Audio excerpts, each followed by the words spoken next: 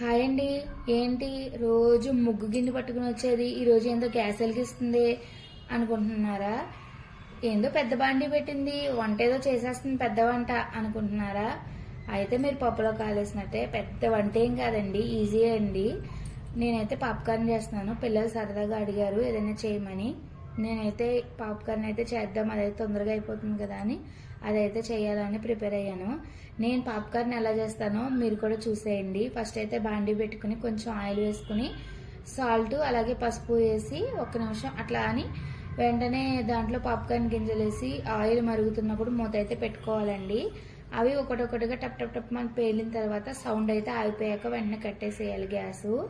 తర్వాత ఒకటొకటి అయితే పేలుతుందండి. దాన్ని అట్లా ఒక నిమిషం వెయిట్ చేసి అప్పుడు మూత అయితే తీయండి. నాకులా తొందరపడి ముందైతే తీయకండి, మొహమ్మద్ పడ్డాయి నాకు. మీరు అట్లా చేయకండి. ఓకేనా అండి? వీడియో నచ్చితే లైక్ చేయండి. బాయ్ అండి.